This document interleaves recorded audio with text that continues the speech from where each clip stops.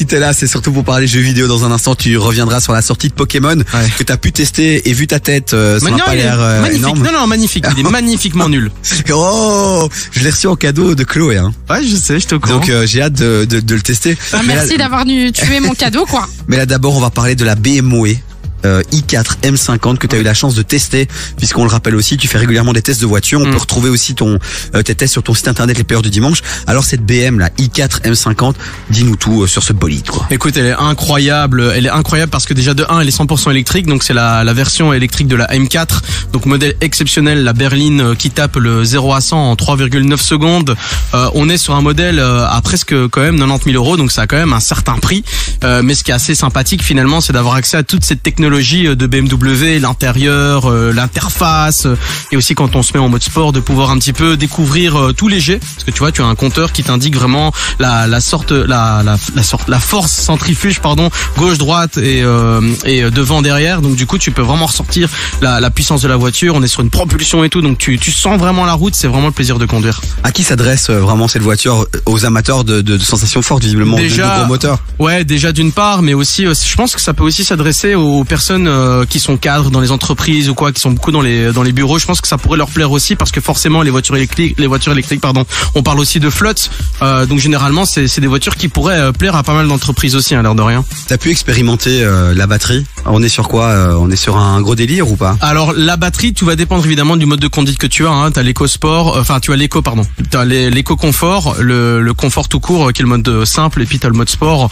En mode confort, tu pourrais t'en tirer avec 350 km, mais dès que tu mets le mode sport en dessous des 200, ça commence à être chaud. Le vrai débat sur ces voitures de sport aujourd'hui, le duel entre Mercedes, Audi, BMW, c'est aussi le design.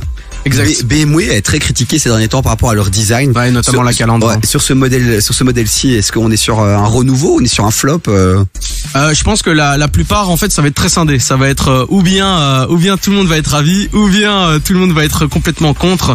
Donc ça part débat, t'as raison, et c'est là la communauté les grands fans de BMW sont coupés en deux, et encore plus maintenant avec l'arrivée de l'électrique. Mais je tiens à dire que sur ce véhicule, en tout cas, c'est le seul pour lequel j'ai pu expérimenter la chose. Dès qu'on se met en mode sport, elle fait un bruit comme un bruit de moteur, en fait.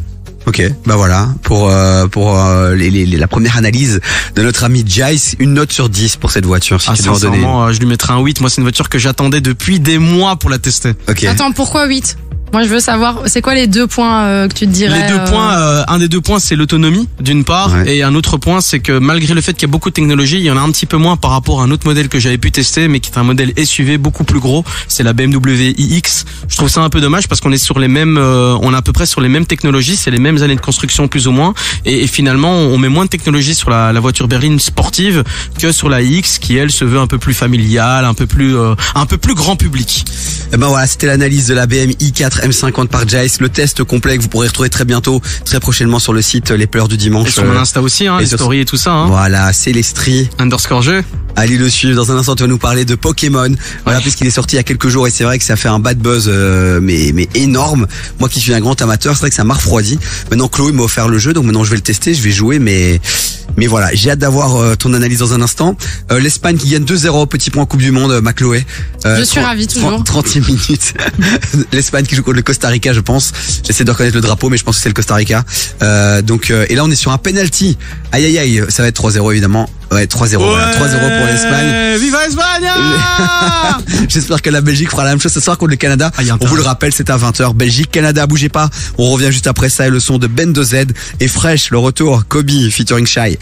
Jusqu'à 19h. Écoute Davy sur KF. Alors pour ceux qui débarquent, oui, je suis malade, très malade. Là, je viens d'avoir une crise d'éternuement là. Ah ouais, ça a duré 20 minutes, c'était n'importe quoi. C'était incroyable. Heureusement que je l'ai pas eu quand Fresh était là. Comme quoi, tu vois, il y a quand même beaucoup lié au mental. Hein. Mais tout, je pense, après bon, il y a le physique évidemment, mais je pense que globalement, tu t'es dit à Fresh, faut que je fasse comme si tout va bien. Et là, je me suis mis tu relâches, quoi. En mode Super Saiyan. Et là, je suis en chute libre, les amis. Heureusement qu'on est bien entouré aujourd'hui. Puisqu'à mes côtés, il y a Chloé, évidemment, ça vous le savez. Mais là, il y a Jace, notre chroniqueur maison jeux vidéo. Et si tu es là, mon Jace, aujourd'hui, c'est pour nous parler aussi de Pokémon, parce que les fêtes arrivent. Je sais que beaucoup de gens vont vouloir mettre ce petit jeu sous le sapin. Toi, tu l'as testé en live. On a pu te suivre sur Twitch. T'as fait une soirée gaming sur Pokémon. Et t'es pas content, quoi. Fausse bonne idée ou pas? C'est ça la question. Ah, écoute, le problème qu'il y a, c'est que ça fait déjà un moment que la Pokémon Company est un petit peu fainéante sur les dernières sorties de ces jeux, hein, que ce soit Pokémon épée bouclier ou même juste après Légende Arceus, qui finalement j'ai trouvé quand même pas mal pour ce qu'il était, pour la proposition qu'il était.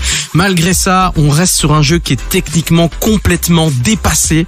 Le jeu est plein de bugs, il y a que ce soit des bugs graphiques, des bugs de collision, des problèmes aussi avec la carte, parce que forcément on est en monde ouvert, il y a des montagnes, parfois on sait voir à travers les murs, donc c'est des choses qui normalement devraient être corrigées avant la sortie du jeu vidéo, mais ça je pense que c'est aussi de manière globale, de manière générale dans le système, dans le monde du jeu vidéo, on est souvent sur quand les jeux sortent, ils sont pas vraiment finis, puis on adapte, et là pour le coup Pokémon, là je dis non, c'est vraiment une fausse bonne idée de l'acheter, en tout cas maintenant en l'état. Je pense que les fans en tout cas n'écouteront pas mon avis, ou en tout cas ne l'ont pas écouté, ils ont acheté le jeu quand même. Moi je faisais partie de ces gens en disant je vais leur laisser une petite chance et voir un petit peu ce que ça donne, même si voilà le jeu a l'air plutôt sympa, ça se passe dans les contrées de l'Espagne.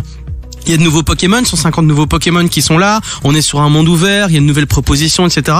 Mais néanmoins, ça, malheureusement, tous ces aspects visuels, etc., tous ces bugs viennent un petit peu gâcher l'expérience. Alors il y a une nouvelle génération de Pokémon, mais on le rappelle, on retrouve aussi tout au long de l'aventure les autres Pokémon, même les premiers qu'on a adorés, les Pikachu, les Evoli, etc. Tout à fait, évidemment, on a un mélange de toutes sortes de Pokémon. On est quand même à la 9e génération de Pokémon. Il y a plus de 1000 Pokémon à capturer maintenant, donc il y a vraiment de quoi faire. Mais il y a des choses assez étranges finalement. Est-ce que Doigt Divi, tu l'as reçu de la part de Chloé pour ton anniversaire, mais moi je suis tombé par exemple sur un Pokémon camion. J'ai regardé ça, je me suis dit on est où là? C'est Transformers. C'est quoi un Pokémon camion? C'est un camion en fait, tout simplement. Le camion, c'est un Pokémon. Il a des yeux, voilà, tout simplement.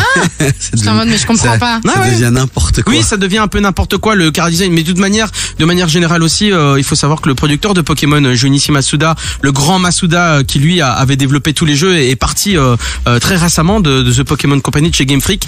Donc ça s'annonce pas vraiment très glorieux pour la boîte en ce moment. Aïe aïe aïe. Mais par contre, est-ce que on peut s'attendre à une mise à jour qui va faire que ce jeu sera mieux? Oui, évidemment. Ça on va dire que c'est un petit peu le plus des années 2000 ici maintenant, et même en 2022, c'est qu'on a la chance quand même d'avoir des mises à jour régulières de ces jeux vidéo. C'est pas comme à l'époque, il y a 10, 15, 20 ans, t'achetais la cassette Game Boy, la version était là, elle était définitive, il y avait pas de révision. Donc là, c'est vrai qu'on peut avoir cette chance, mais ça a ses avantages comme ses inconvénients. Et là, en l'occurrence, si vous voulez acheter Pokémon, attendez quand même jusqu'à Noël et de voir un petit peu les avis si ça a changé d'ici là. Alors Chloé est allée au MediaMarkt justement, on fait la pub, ou à la Fnac, vous pouvez le trouver là-bas aussi, pour m'acheter le jeu, pour m'offrir le jeu.